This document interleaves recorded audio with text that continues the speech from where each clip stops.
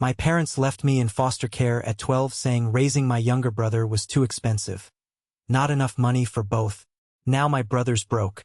My parents are penniless, and they called me. Now only you can save your brother. Thank you for being here with me today. I hope you're having a wonderful day wherever you are.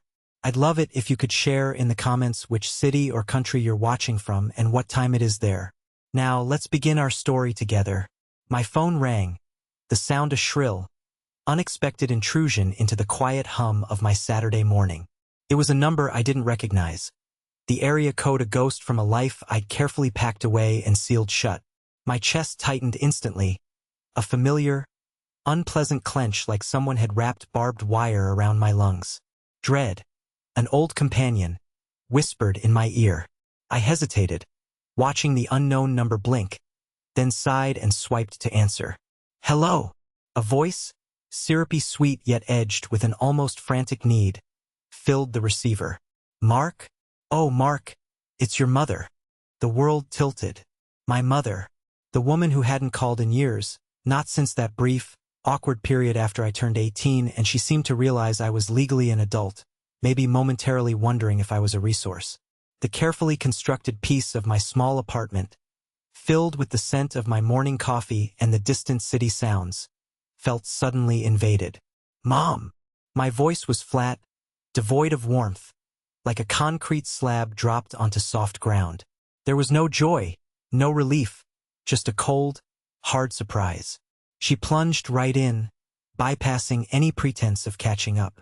Oh, Mark, darling, we have a situation. Terrible, terrible situation. It's David. He's in trouble, really serious trouble. We don't know what to do. He's drowning in debt, absolutely drowning. Her voice escalated, becoming more frantic. Then came the words I knew, instantly, would forever echo the original wound, repackaged for a new crisis. My parents left me in foster care at 12, saying raising my younger brother was too expensive. Not enough money for both. Now my brother's broke. My parents are penniless, and they called me. Now only you can save your brother. My hand holding the phone trembled so hard I nearly dropped it. The receiver felt slick against my ear. Save my brother? Save him?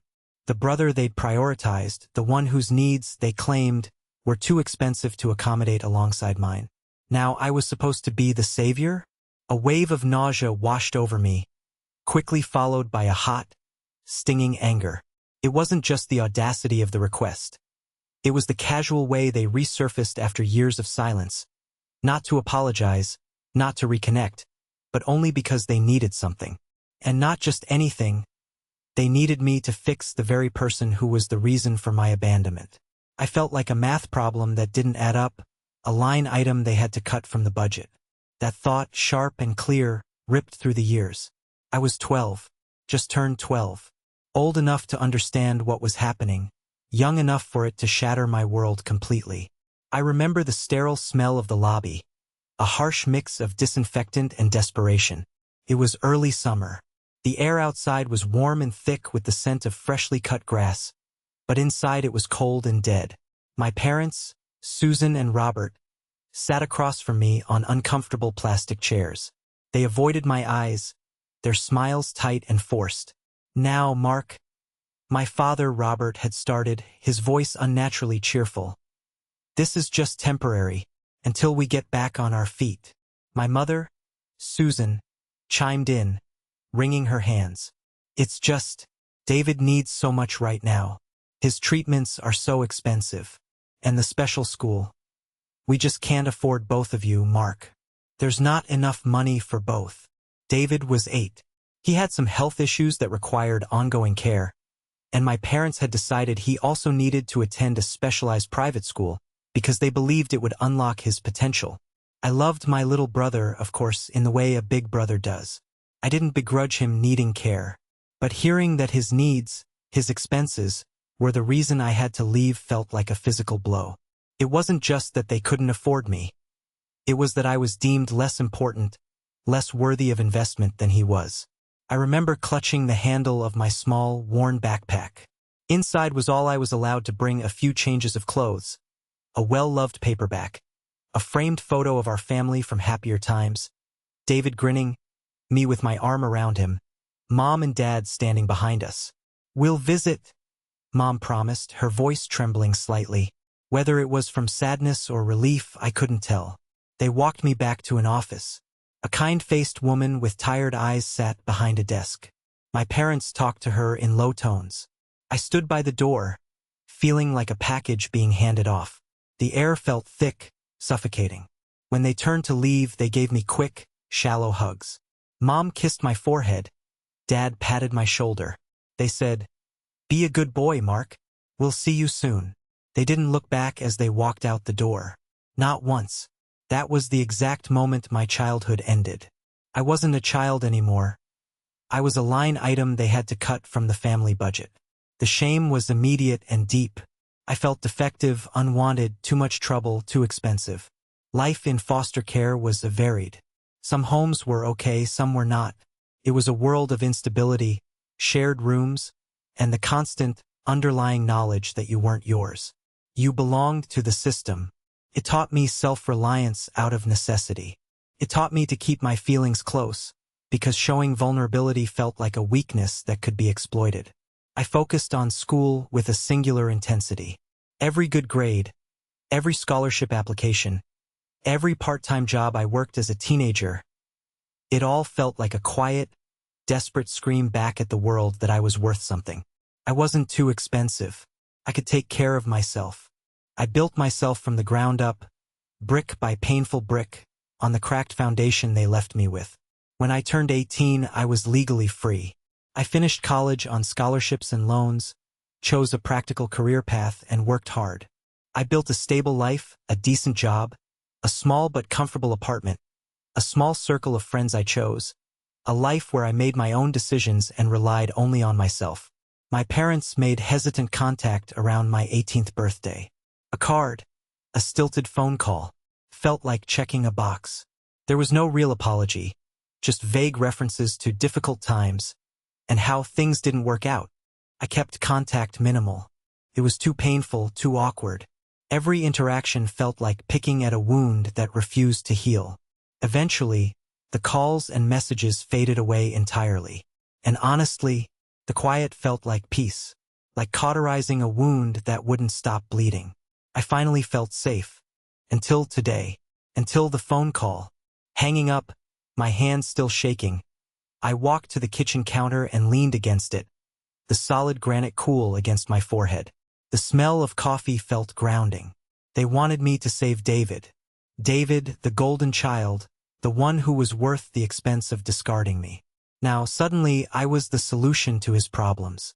The sheer, unadulterated gall of it took my breath away. The messages started arriving almost immediately after. A barrage of texts, then voicemails. "Mom. Mark, please call us back, it's urgent. David needs your help. Mom. Mark, honey, please, we are desperate. Your brother is facing ruin. As his older brother, you have to help. Dad. Mark, your mother is beside herself. Family helps family. We did everything for you, now it's time to step up. We did everything for you." That line hit me like a physical blow. They did everything for me? They sent me away. They prioritized someone else and discarded me like old furniture. The audacity wasn't just in the request for money. It was in the complete, utter rewriting of history. They truly seemed to believe they had been good parents who had faced a difficult choice, and that I, the survivor of their choice, owed them. Part of me, the stupid, broken 12-year-old part, still wanted them to say they were sorry. Still craved some acknowledgement of the pain they inflicted. The adult me, the one who paid his own bills and built his own home, just felt disgusted. Disgusted, and a cold, hard anger started to solidify in my gut. This wasn't just about money. It was about control, about their twisted sense of entitlement, about their refusal to take responsibility for the consequences of their own choices. I texted back one word. "Call me tomorrow at 6 p.m. Don't call again before then." I needed time to think, to steel myself, to decide what my move was. The next day, they were predictably punctual. The call was tense. They detailed David's situation, crippling credit card debt, some bad investments that had gone south. Apparently he'd borrowed heavily against something he shouldn't have. They painted a picture of utter desperation. "He's going to lose everything, Mark," Mom pleaded, her voice thick with tears. Real or fake? I couldn't tell. His apartment, his car. He might even have to move back in with us. The horror in her voice at the thought of David. Their precious David. Living at home was almost comical if it wasn't so tragic. "And what exactly do you expect me to do?" I asked, keeping my voice level, though my hand gripped the phone so tightly my knuckles were white. "Well, you're doing so well for yourself, Mark," Dad cut in, his tone shifting from pleading to assuming. "You have a good job, a nice place. You can afford to help him out. It's just a loan, of course." "A loan?" I almost laughed. "You want me to bail out the son you kept and prioritized, using the stability I built because you abandoned me?" Silence on the other end. Then Mom's voice, defensive now. "Mark, that's unfair. We explained it was the money. It was the best we could do. We were struggling." Struggling. The word sparked something inside me. Was that really true? I remembered things. Small things. Things that didn't quite fit the narrative of dire poverty. A new car Dad got around that time? A trip they took? My suspicion from part one started to grow into a cold, calculating resolve. The knot in my stomach wasn't just pain anymore. It was the tight coil of a spring, ready to release. "I need to think about this," I said, wanting to end the call. "Think? Mark, there's no time to think. David could be homeless next month." Mom's voice rose to a near shriek. "My answer is no," I said, the words firm, surprising even myself with their finality. "I will not be bailing David out." "What? Mark, you can't," Dad sputtered. "He's your brother. And you are my parents," I said, my voice colder than I intended. "Or, you were. The ones who decided I wasn't worth keeping." Silence again, this time heavier. "You're being selfish, Mark," Mom said, her voice hardening. "After everything." "After everything?" I repeated, the slow burn of anger turning into a fire. "After you left me? After you decided I was too expensive? You have no right to call me selfish. We did what we had to do," Dad yelled, losing his composure. "Did you?" I challenged, a dangerous thought forming. "Did you really?" I hung up before they could respond. My heart was pounding, but beneath the turmoil, a new feeling was emerging. Determination. They wanted to rewrite history to justify their present demands. I decided I wasn't going to let them. I needed to know the truth about that time. Was it really about money? Or was it something else? Something colder, more deliberate?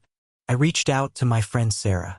Sarah is the kind of friend everyone needs, practical, kind, and fiercely loyal. We met for coffee. As I told her the story, the phone call, their demand, the raw memories it dragged up, she listened intently, her expression shifting from shock to anger. "Mark, I don't even have words," she said, shaking her head. "They have some serious nerve. You don't owe them anything. Not a single cent. They keep saying it was money," I said, swirling the cold coffee in my mug. "But I've been thinking. Little things don't add up from back then." "Little things?"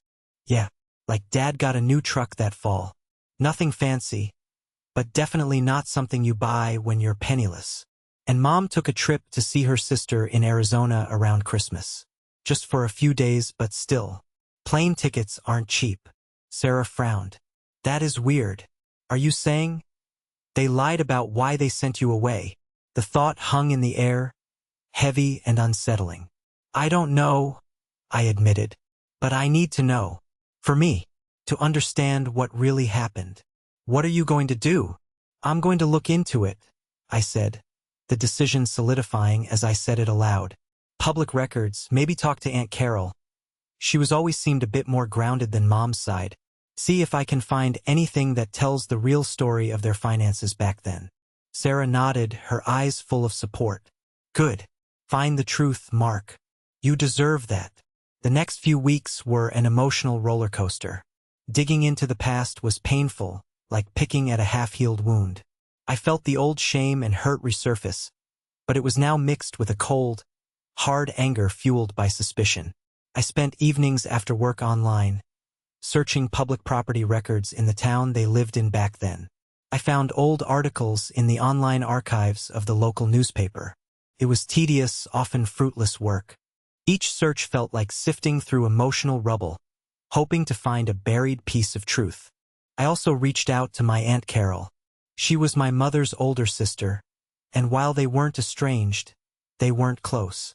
Carol had visited us occasionally when I was a kid. I called her, explaining that I was trying to piece together some family history. I asked her vaguely about what times were like financially for Mom and Dad around 20 years ago. Carol was hesitant at first, but then her voice softened. "Oh, Mark, it was tough, sure. Raising 2 boys. But, struggling? No, I wouldn't say struggling. Your father's business was doing well then. They even talked about putting an addition on the house." An addition? While telling me they couldn't afford to keep me, a cold dread settled in my stomach. Then came the breakthrough. I found it buried deep in an online archive of local property transfers from that year. My father, Robert Peterson, had sold a piece of commercial property he owned on the edge of town. The sale date? Just 3 months before they placed me in foster care. The sale price? Significant. More than enough to cover David's medical expenses and the specialized school tuition for years, with plenty left over. My heart didn't just break. It solidified into something hard and cold. It wasn't about money. It was about choice. They chose to discard me. They weren't broke. They just decided I wasn't the investment they wanted to make compared to David or whatever plans they had for that sale money. The lie wasn't an excuse born of desperation. It was a calculated cruelty built on a false premise, designed to make me feel like the problem. It wasn't just that they didn't want me. It was that they lied about why, staining my childhood with the shame of being too expensive when they weren't even poor. The anger that surged through me was unlike anything I'd ever felt. It was pure, white-hot, and cleansing. For years, I'd carried the subtle shame of being too much, too costly. Now I knew the truth. The cost wasn't mine. It was theirs. The cost of their convenience, their selfishness, their lie. I called Aunt Carol back. I was more direct this time. I told her what I found. There was a long silence, then a sigh. "Oh, Mark, I suspected something wasn't right." Susan always did have a way of framing things to suit herself. They wanted David to have every advantage. Maybe they saw you as, I don't know, complicating things, less likely to fit their mold. Her words, though hesitant, confirmed the calculated nature of their actions. She also mentioned that David's expensive special school turned out to be mostly a waste of money. He dropped out after a year anyway. I knew what I had to do. I wouldn't just say no anymore. I would say no, and I would show them why. I arranged a meeting. I chose a quiet, almost sterile cafe downtown. A place with big windows and hard surfaces. No soft corners to hide in. I arrived early, sitting at a small table, placing a single, neatly folded printout from the property records website in front of me. My hand was steady. The tremor was gone, replaced by a cold, controlled calm. They arrived together, Mom, Dad, and David. David looked sullen, uncomfortable, clearly dragged along. Mom tried for her saccharine smile. Dad his forced cheerfulness. "Mark, it's good to see you," Mom began, sliding into the seat opposite me. "Though I wish it were under better circumstances." "The circumstances are what you made them," I said, my voice flat. There was no small talk. I wasn't here for pleasantries. Dad sighed, leaning forward. "Mark, we know you're upset about the past, but David's situation is critical now. He's your brother. Let's talk about the past," I said, pushing the printout across the table. "Specifically 20 years ago. When you told me you couldn't afford to keep me because David was too expensive." They glanced at the paper, then back at me, confusion on their faces. "What is this?" Dad asked, picking it up hesitantly. "That," I said, my voice rising slightly, cutting through the cafe's gentle murmur, "is the record of you selling the commercial property on Elm Street. Date of sale, June 10th, 20XX. 3 months before you put me in foster care. Sale price, $1.2 million. Silence. Thick, heavy, suffocating silence. Mom's face drained of color. Dad stared at the paper, then at me, his eyes wide with disbelief and something that looked like fear. David just looked confused, glancing between them and the paper. That has nothing to do with anything, Dad stammered, his voice shaky. Nothing to do with anything? I leaned forward, my voice low but intense. You told me, a 12-year-old child, that I was too expensive, that there wasn't enough money for both of us because of David's needs. You used money as the reason you broke our family apart, as the reason you abandoned me. And here is proof that you had over $1 million sitting in the bank just months before you did it. That money was for investments, for the future. Mom burst out, finding her voice sharp and defensive. Whose future, Mom? I asked, a bitter smile touching my lips. Not mine. It was David's future, wasn't it? Or maybe just your future. The one I apparently didn't fit into. We did the best we could, Dad insisted, slamming his hand lightly on the table, making cups rattle. Times were hard. Times weren't hard, I countered, my voice gaining strength. You made a choice, a financial choice. You decided I wasn't worth the expense or the effort, or that I somehow hindered your plans for David. You didn't leave me because you couldn't afford me. You left me because you didn't want me, or because I didn't fit your plan. And now, when your expensive choice for David has failed, when he's drowning in debt despite all the resources you poured into him, you expect me to clean up the mess? You expect me to sacrifice the stability I built because you threw me away? Not happening. My family isn't built on lies and balance sheets. Mom started crying, a theatrical, gasping sob. How can you be so cruel, Mark? After everything we've been through. Cruel. I felt a cold, hard laugh escape my throat. You taught me cruel. You taught me the value of $1 when you made me feel like I wasn't worth one.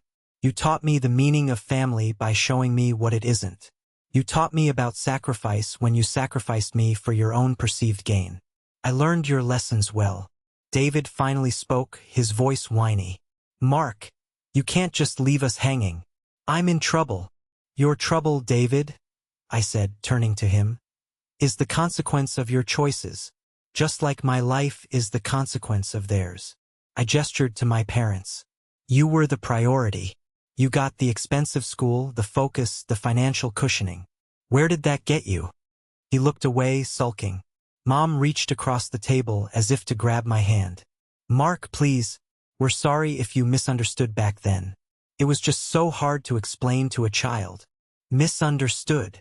I pulled my hand back as if she'd burned me. You didn't explain, you lied. You stained my childhood with shame based on a lie. And you never once apologized. Not really.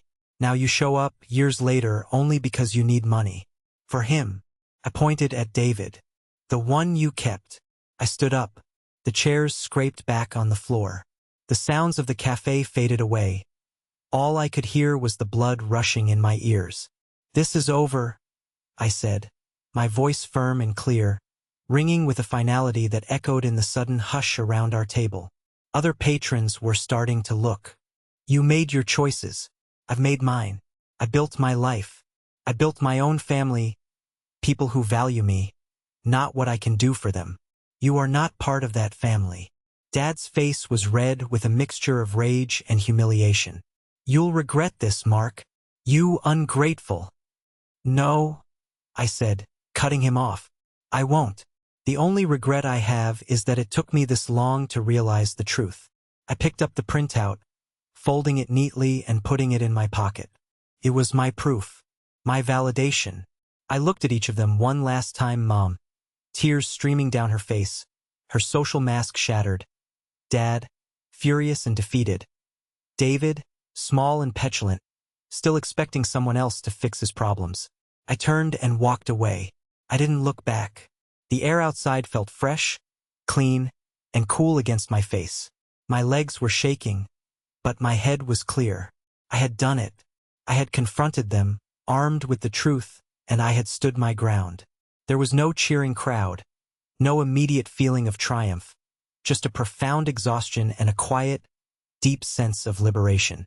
In the weeks that followed, there were more attempts at contact, angry texts, pleading voicemails. I blocked their numbers. Aunt Carol called, cautiously, having heard something. I confirmed her suspicions gently. The truth, ugly as it was out, at least to a few people who mattered. I heard indirectly, through a distant cousin, that David was indeed facing serious consequences for his debt, and that my parents were scrambling, having to make difficult choices themselves now.